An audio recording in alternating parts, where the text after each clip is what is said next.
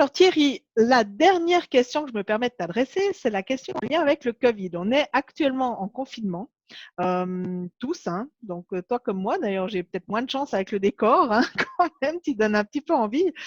Quel est l'impact de cette crise planétaire sur ton activité? Merci Nathalie pour cette question parce qu'effectivement l'impact il est multiple.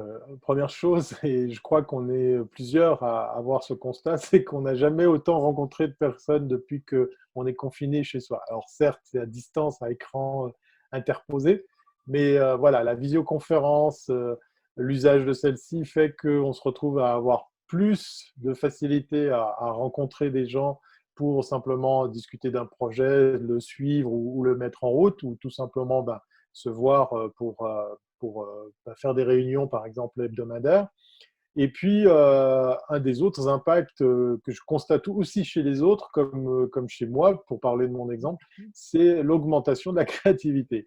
Cette crise, ce confinement nous oblige à sortir un petit peu de nos murs. Alors là, pour le coup, virtuellement, puisqu'on doit rester sagement chez soi. Et ça amène pas mal de belles surprises. Je pense à certains réseaux sociaux que je compulse là ces derniers temps. Et par exemple, celui sur lequel je vais faire un tour tous les jours, c'est TikTok, parce qu'effectivement, je vois de très très belles choses où là, il n'y a pas de démarche commerciale, il n'y a pas d'attente, il n'y a pas d'enjeu en matière de vente.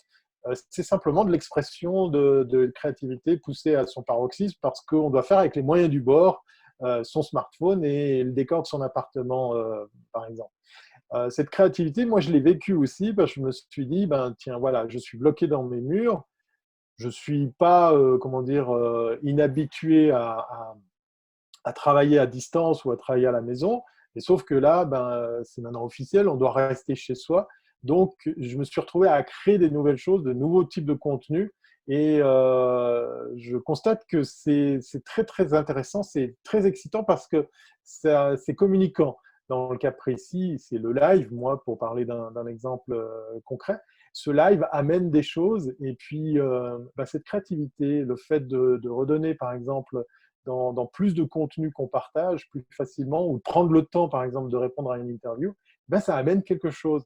On peut faire des affaires tout en étant chez soi. Ça devient une réalité, mais qui est palpable, et pour beaucoup de gens.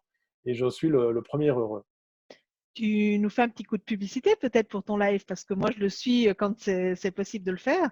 Alors, en live ou en différé, hein, comme tu nous l'as expliqué dans la vidéo précédente, on peut le faire en replay aussi. Donc, ton actualité, qu'est-ce que c'est? Alors, j'ai beaucoup de, j'ai beaucoup de contenu. Je me pose la question de savoir si je vais en trouver d'autres, hein, puisqu'effectivement, les lundis soirs, je suis à animer EDS en direct de Suisse, un live qui se tient tous les lundis soirs à 20h30. Et donc, par rapport à ça, c'est un rendez-vous que j'honore déjà bien avant la crise du Covid, puisque ça fait plus de 4 ans que j'ai ce rendez-vous hebdomadaire. Je collabore sur des podcasts qu'on peut écouter sur les bonnes plateformes, Google Podcast, Apple Podcast ou Spotify, et j'en passe, et des meilleurs. Donc, je collabore avec le célèbre moncarnet.com de Bruno Guglielminetti. Chaque semaine, je me fends effectivement d'une chronique qui part jusqu'à Montréal pour être écoutée sur la planète entière, en tout cas francophone. Je collabore avec lestechno.be, c'est un podcast, mais qui est aussi disponible en chaîne YouTube et sur d'autres plateformes. Pour le coup, c'est l'expression de ce que je disais d'être partout. Lestechno.be, eh bien, c'est des passionnés de technologie qui parlent une fois par semaine. Ça s'enregistre le jeudi soir et ça sort généralement le vendredi. Et je viens enregistrer 1 à 2 fois par mois euh, ben, quelques nouveautés techniques que j'aime partager avec mes collègues de France, de Belgique et tout récemment voilà, de Suisse. Qu'est-ce qu'il y a d'autre? Je collabore aussi, je coproduis un live avec Victoria Marchand, puisqu'effectivement, on s'est dit, tiens, gardons le contact avec les métiers, les professions de la publicité, de la communication, et on a donné vie à Cominmag Live. C'est tous les jours, pour le coup, et c'est tous les jours à 15 heures, du lundi au vendredi. Donc, c'est encore plus prenant, c'est encore plus conséquent. Mais voilà, de façon organique, après 20 numéros, on a déjà une audience qui participe, qui interagit, qui pose des questions. Preuve que tout ça est tout à fait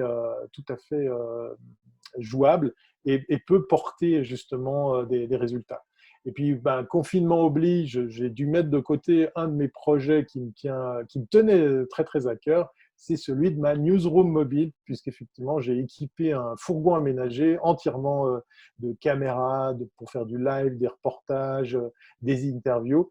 Alors là, il est un peu en pause avec ce confinement, mais on va très vite entendre à nouveau parler de ce projet qui fait déjà des petits. Voilà. Et ben voilà, le mot de la fin, ce sera confiné, c'est bon pour la créativité. Exactement. Merci Exactement. beaucoup Thierry. Merci beaucoup, Nathalie.